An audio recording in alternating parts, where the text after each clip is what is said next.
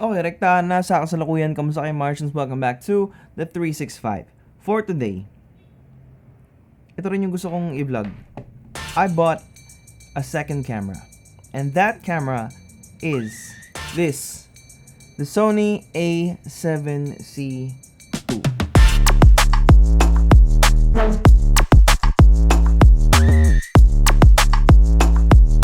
Okay, so today, what other way? What better way to break this camera in than to try it out for susubukan natin siya pang vlog. So gagamitin natin tong Laowa 10mm.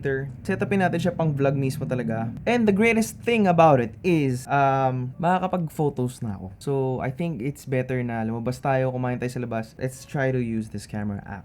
Magdadaling ko lang ay yung free na bag, nakasama yung Dual Pro. Actually, alam mo yung tinitignan ko tong brand na Dual Pro and okay siya. Gusto ko yung interior niya, kulay blue, ang ganda.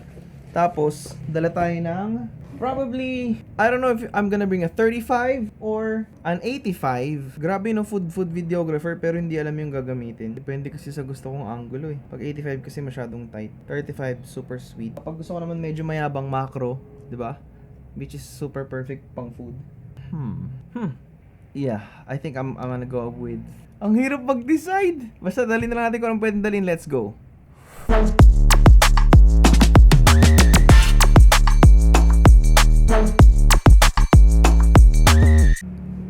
Okay, so obviously, this is the very first time that I'm vlogging with the A7C II. Una sa lahat, napapansin ko, ito pa lang, iba yung color science niya kay A7S III. Iba. And right now, I did my research, syempre, bago ko siya gamitin pang vlog. Meron siyang dalawang ISO points, which is sa A7S III, 640 ISO and 12,800 ISO lang ako nag-vlog. It's either on dark conditions or on super bright conditions. Yun lang yung dalawang ISO na ginagamit ko. Then the rest, it's either sa aperture ako nagbubuka kapag nag-shoot ako ng food. And sa shutter speed, dinadial in ko lang siya kapag kailangan ko ng, alam mo yun, ng perfect shutter or ng mas mabilis na shutter kapag nag-shoot ng slow-mo. But with the A7C II, it's a different conversation. Right now, I am on ISO 3200. May ND filter kasi ako. Pero kung i-overexpose ko pa siya, bababa ko ng 640. Ayan, medyo... madilim. Madilim, syempre. Pero, for sure, underexposed to. I know, malabas ako -7. Yeah, kaya kailangan ko mag-over. Yan, expose tayo ng onti. Yan. Plus 1.7 sana or plus 1. Overexposing to 1 stop when you're using S-Log3 is yun na yung naging go-to ko ever since. Hindi na ako nagbago, it's either plus 1.7, plus 2, or plus 1. Depende sa mga nangyayari, depende sa situation. If marunong kayo magbasa ng false color, mas maganda. Natutunan ka na magbasa ng false color. But anyways, down to first impressions, you know, I'm really loving na parang ang minimalist niya tignan. Despite na may mas minimalist pa na build dito, pwede akong magkabit nung wireless na mic ng Sony, bibili ako nun.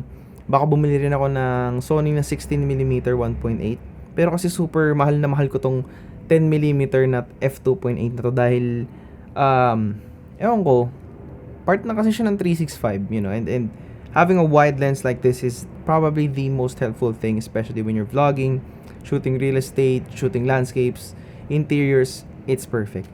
But ito sa A7S III, first time kong ipapakita sa inyo sa A7S III ng nakakamera ng walang makeup. Ito yung naging issue ko kay A7S III after ilang years. Ito lang naman. Yan. Nagwa-wobble na yung screen niya. Loose na siya. Common problem daw siya. We have to get it fixed now that we have a second camera. But anyways, i-test out natin siya for photos. Okay, right now, so forgive my lighting situation. Nag-AI ako kung ano bang dapat kong dalhin. Kasi nakakatawa. Minsan hindi ko alam kung ano dapat kong dalhin. It's either the 35mm 1.2 o itong 85 dahil it's also a different vlog. This lens is a different vlog. We did a vlog previously about it. Na in-unbox natin, first impressions. And for sure, I may have to give my honest thoughts about it dahil hindi ko pa masyado nabibigay dahil nung in-unbox ko yun, first impressions lang talaga yun and onting test. But yung pinakita kong B-roll in the end, ginamit ko siya for a brand video na nag-shoot ako sa Italianis, El Pollo Loco, sa Bulgogi Brothers, and sa TGI Fridays. Ata. Hindi ko matandaan. But, yeah, this is a whole different story. By the way. It's a whole different story. So, ngayon, dala lang natin 35mm 1.2. Ito, magmi-minimalist setup tayo. Nakaka-OC kasi alam mo yung part na kasi ng sistema ng katawan mo na pag lumalabas ka, gusto maging prepared, but ngayon, dilimitahan mo yung sarili mo na meron ka lang 35 at meron ka lang 10. So, yeah. Let's see what's gonna happen vlogging with the A7C2. So far, nilatag ko yung vlog, itong mga pinaggagawa natin. Okay naman siya, parang mas sharp din siya. Yun yung napansin ko, mas sharp compared sa A7S3. Pero kasi sa A7S3, more of a filmic look. Ito parang all around kasi talaga to. So, let's pray na hindi to maging daily vlogging camera kasi parang magiging daily vlogging camera siya. But binili ko siya for the purpose of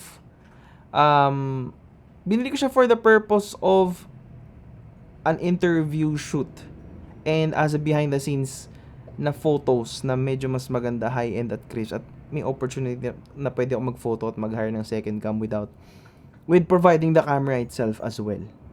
Business purposes and personal reasons. A little bit more about kung bakit ko siya binili. Pero tara na, alis muna tayo. Punta muna tayo sa pupunta natin. Let's go. Ito, totoo na to.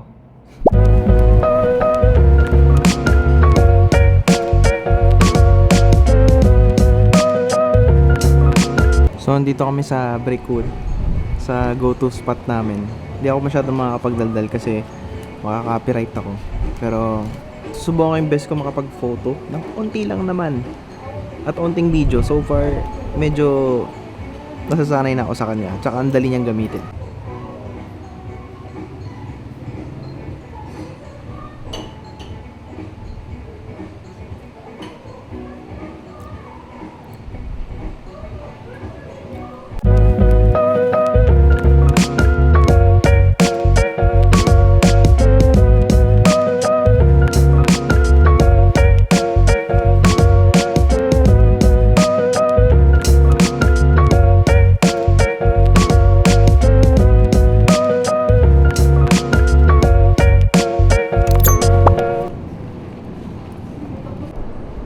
Okay, so, hindi pa ako masyado kontento sa resulta ng A7C2. So, what better way para ma-justify ko sa inyo kung okay ba siya o hindi? I-test natin siya sa shoot mismo ngayon. Shoot dito sa Watami. Gagamitin natin to onte for B-roll, not for main B-roll, pero sa S3 pa rin kasi yung driver natin. Ito talaga backup siya. So, literal na kung ano man mangyari, yun, nandito siya. But, testingin natin. Let's go. Vlog to, kaway ka, sir. Ganun ka o ganun? No vlog. Pati pa siya ngayon, no?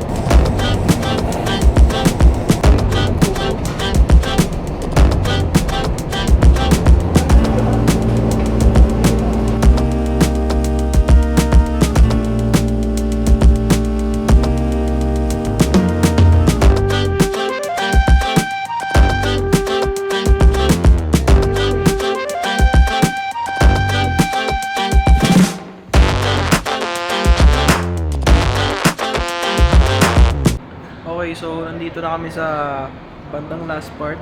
Sobrang zoom in naman ito. Wait lang pa, Thailands. Okay, so overall, using the A7C2, what are my first personal thoughts? Yeah, ginamit ko siya sa shoot sa Watami. And masasabi ko lang na super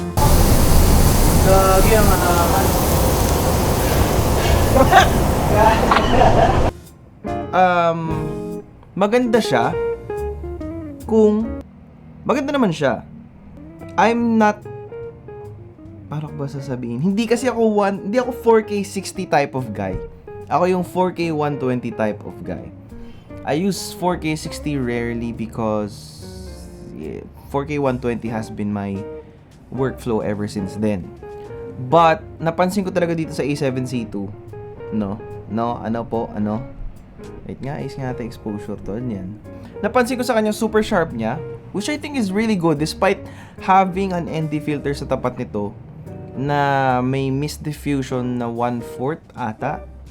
Tapos, ginagamit ko na lang kasi yung diffusion ND na to for protection ng lawa. Ayoko kasi magasgasan yung front element. But, ayun, yung dual native ISO niya is 640 and 3200, which I think is not bad. For professional work, I think it's not bad as well, given kung sanay kang mag 4K 60 or kung masyadong mabigat sa'yo ang 4K 60. Kasi sa akin parang 4K 60 is not so much. 4K 120 talaga ang kailangan ko. Or 4K 24 usually. Kaya habang sinasabi ko sa inyo kung okay ba, dito yung mga shots na kinuha natin gamit yung A7C II, which I'm really happy about.